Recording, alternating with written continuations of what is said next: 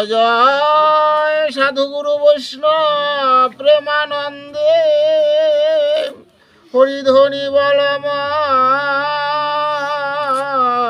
হরি বল হরি বল। আরতি করে ব্রজ মায়া রে কানায়া, আরতি করে ব্রজ মায়া, আরতি করে ব্রজ মায়া রে কানায়া, আরতি করে ব্রজ মায়া। ব্রজের যত সখীগণ আনন্দে হইয়ে মগ্ন, গণাসে আনন্দে আনন্দ রস পায়া রে কানায়া, আরতি করে ব্রজ মায়া। ব্রজের যত সখীগণ আনন্দে হইয়ে মগ্ন, ওগো তারাই উলোধ্বনি দেয় বদন ভরিয়া রে কানায়া, আরতি করে ব্রজ মায়া, আরতি করে ব্রজ মায়া রে কানায়া, আরতি করে ব্রজ মায়া। আর নরোত্তম দাসে বলে এই মিনতে শ্রীচরণে, আর নরোত্তম দাসে বলে এই মিনতে শ্রীচরণে, ওগো আমি মরি জানো প্রভু তোমার যুগল চরণ পাইয়া, ওগো আমি মরি জানো প্রভু তোমার যুগল চরণ পাইয়া।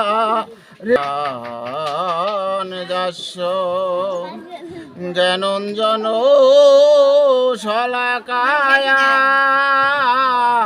চক্ষুরোষ মিলিত যেন তস্মৈ শ্রী গুরুবে নমঃ। গুরু ব্রহ্মা গুরু বিষ্ণু গুরুদেব মহেশ্বর, গুরুদেব পরম ব্রহ্মা তস্মৈ শ্রী গুরুবে নমঃ। হে কৃষ্ণ করুণা সিন্ধু দীনবন্ধু জগৎপতে,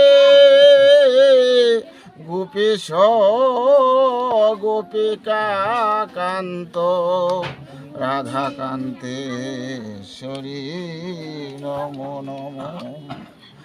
বাঞ্ছা কল্পতরু কৃপা সিন্ধু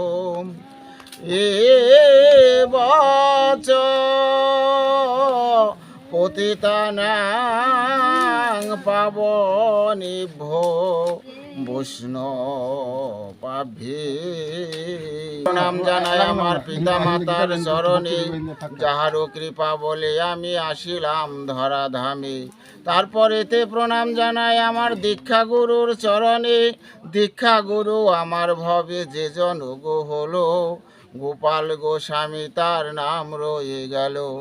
বলতেছি কোন গোপাল বলছি ব্যাখ্যা করি, বর্তমানে বোয়ালি যে আছে তাহার বাড়ি। তারপরেতে প্রণাম জানাই আমার কবিগুরুর চরণে, কবিগুরু আমার ভবে যে জন গো হলো, বিজয় সরকার তার নাম রয়ে গেল। বলতেছি কোন বিজয় বলছি ব্যাখ্যা করি, বর্তমানে জলপাইগুড়ি ময়নাগুড়ি রুটে বার্নিশ তাহার বাড়ি। তারপরেতে প্রণাম জানাই আমার শিক্ষাগুরুর চরণে। শিক্ষাগুরু আমার ভবে যে জনগ হলো, ব্রহ্মচারী রসিক চাঁদ দরবেশ নাম রয়ে গেল।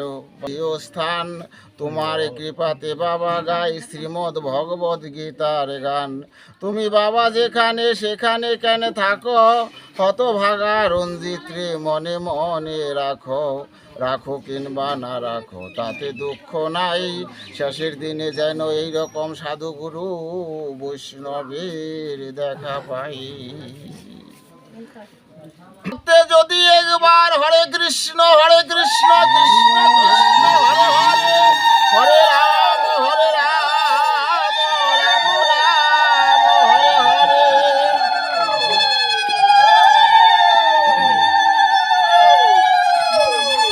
কোনো ভক্তে যদি দুফোঁটা নয়ন গঙ্গা জলে একটা তুলসী পত্র দিয়ে একবার তোমার চরণে দিয়ে বলে, গোবিন্দ আমার দেবার মতো কোনো কিছু নেই, আমার সামান্য নয়ন গঙ্গা জল একটা পুষ্প তুমি গ্রহণ করো।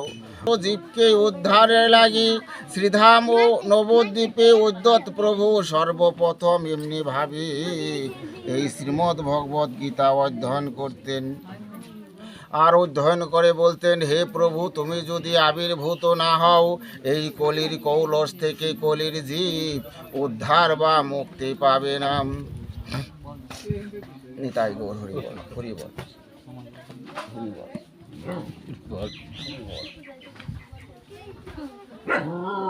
নিতাই গৌর হরি বল।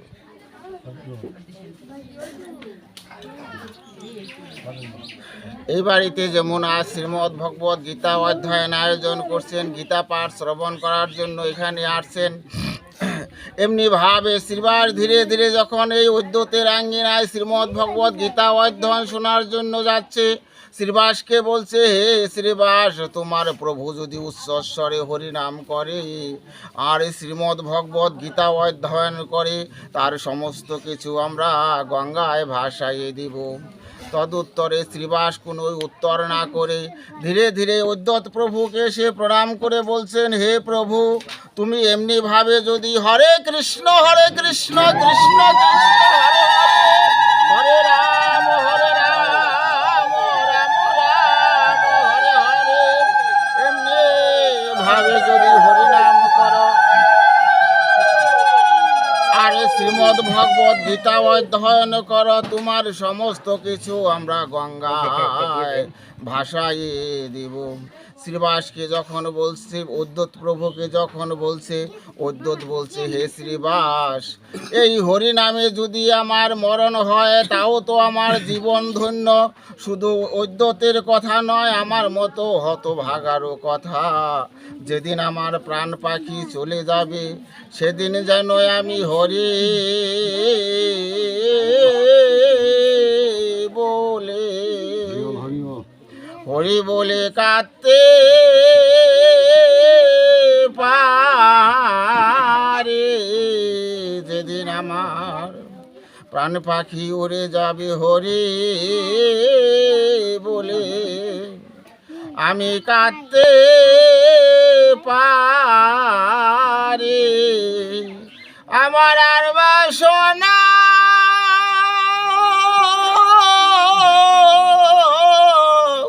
ওরে নাই হে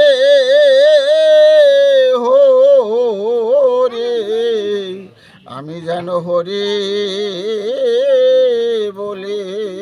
নিতাই উদ্য শ্রীবাস পঞ্চতত্ত্ব সঙ্গে করে এই কলিহত জীবকে উদ্ধারের লাগি হরিনাম প্রচার করিলেন। এই বলে আমি গৌরচন্দ্রিকা সমাপ্ত করে শ্রীমদ্ ভগবদ্ গীতায় আমি যাব।